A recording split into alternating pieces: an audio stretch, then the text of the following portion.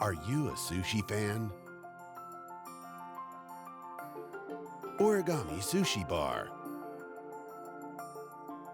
Origami Sushi Bar is a restaurant at the Boulevard of Sea Aquarium Beach. You can enjoy your lunch or dinner at our terrace with beautiful sea views. Come and enjoy the new Caribbean sushi.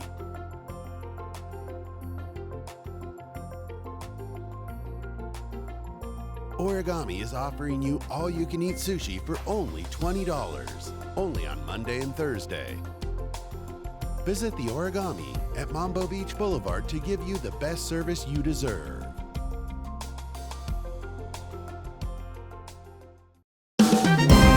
Het belangrijkste nieuws uit Curaçao in het Nederland. Access Journaal, vers van de pers.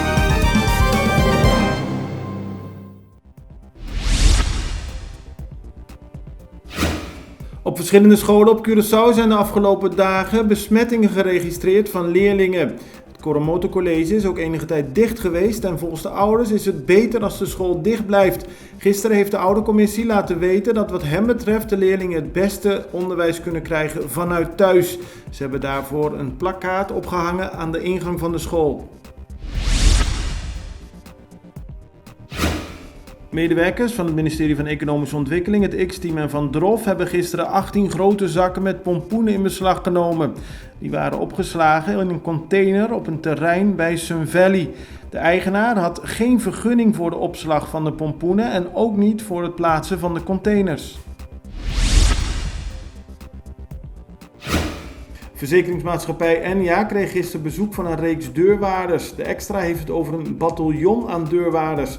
Zoals bekend is er ruim 2 jaar geleden een noodregeling afgekondigd voor Enya door de Centrale Bank van Curaçao en Sint Maarten. Op dit moment lopen er verschillende rechtszaken tegen de 94-jarige eigenaar van Enya, de zakenman Hoensang Ansari. Dat gebeurt onder meer bij een rechtbank in New York. Bombini at El Grill and El Mexicano restaurant. Curaçao's hotspot for seafood, quality steak, and Mexican cuisine. Take a Saturday night bite out of all-you-can-eat ribs, mixed grill Sunday, Monday and Thursday all-you-can-eat Mexican tacos.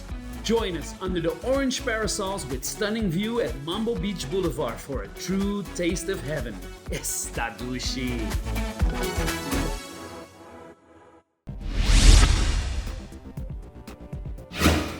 Volgens de partij MFK weigert parlementsvoorzitter Anna Maria Pauletta elke keer weer om vergaderingen op te roepen waarvoor de MFK een oproep doet.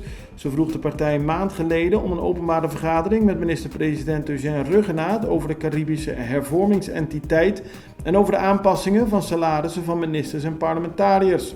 Daar is nog geen gehoor aan gegeven en nu heeft de MFK Ruggenaat zelf opgeroepen om een vergadering in het parlement aan te vragen. De partij vindt dat ze niet correct wordt behandeld door Pauletta. En fractieleider Gilmer Piek-Pisas hoopt dat minister-president Ruggenaat laat weten dat hij graag met het parlement komt overleggen.